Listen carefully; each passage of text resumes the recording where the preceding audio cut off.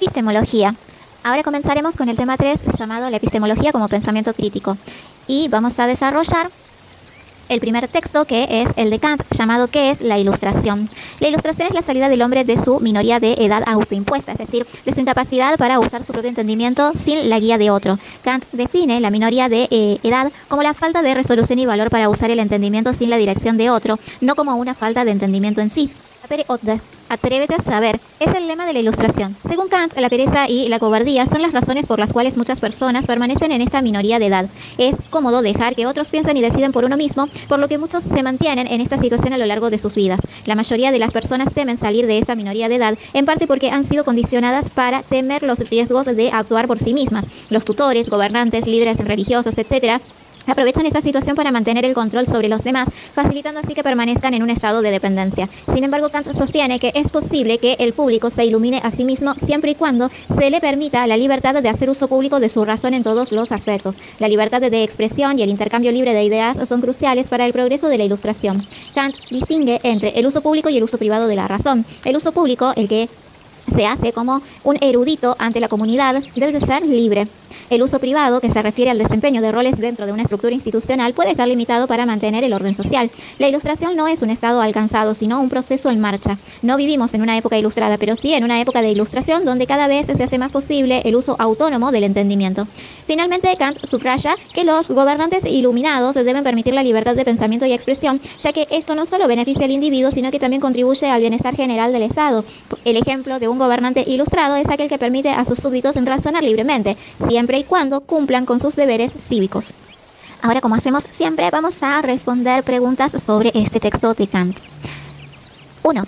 ¿Cuándo la minoría de edad es culpable? Analice 3 ejemplos. La minoría de edad es culpable cuando es autoimpuesta, es decir, cuando la incapacidad de usar el propio entendimiento no se debe a una falta de capacidad, sino a la falta de resolución y valor para usarlo sin la guía de otro. 3 ejemplos. 1. Una persona que por comodidad no se informa ni cuestiona las decisiones del gobierno confiando ciegamente en sus líderes. 2.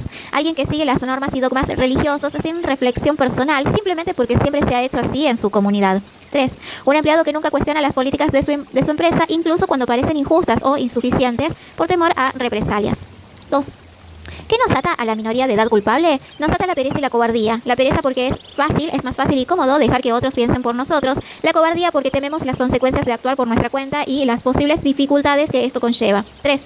¿Por qué no alcanza con cambiar un gobierno para reformar el modo de pensar? Cambiar un gobierno no es suficiente porque la ilustración es un proceso personal e interno. Reformar el modo de pensar implica un cambio en la actitud y disposición del individuo para usar su razón de manera autónoma, algo que no se logra únicamente con reformas políticas. 4. ¿Cuál es la condición para la ilustración? La condición para la ilustración es la libertad, específicamente la libertad de hacer uso público de la razón en todos los aspectos. Esta libertad permite a las personas intercambiar ideas y conocimientos sin restricciones, facilitando el proceso de ilustración. 5. ¿Qué diferencia hay entre uso público de la razón y uso privado de la razón? El uso público de la razón es el uso que una persona hace de su razón como erudito ante la comunidad. Debe ser libre y sin restricciones, ya que contribuye al progreso y la ilustración de la sociedad. El uso privado de la razón es el uso de la razón que una persona hace en un rol específico dentro de una estructura institucional, por ejemplo, un funcionario público o un soldado.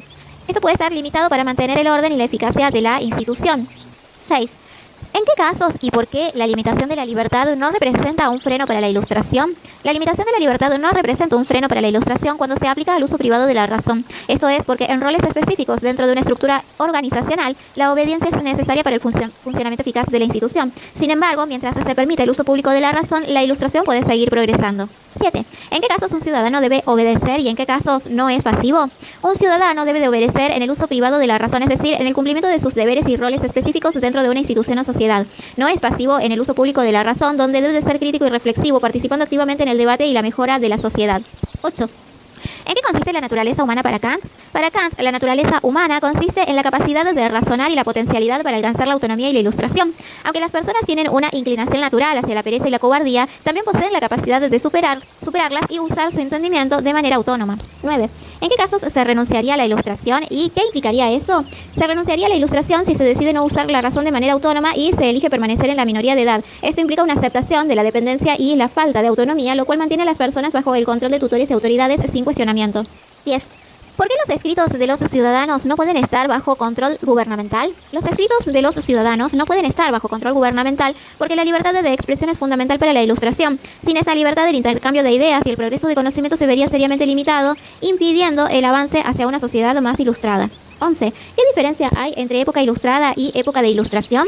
Una época ilustrada sería aquella en la que la mayoría de las personas ya han alcanzado la ilustración, mientras que una época de ilustración es aquella en la que se está en proceso de llegada a esa meta, promoviendo el uso autónomo de la razón y el conocimiento. 12. ¿Por qué Kant hace hincapié en la religión? Kant hace hincapié en la religión porque ve en ella una de las principales fuentes de tutela que mantiene a las personas en la minoría de edad. Las doctrinas y dogmas religiosos a menudo exigen una obediencia ciega y no cuestionable, lo cual va en contra del espíritu de la ilustración que promueve el uso autónomo de la razón.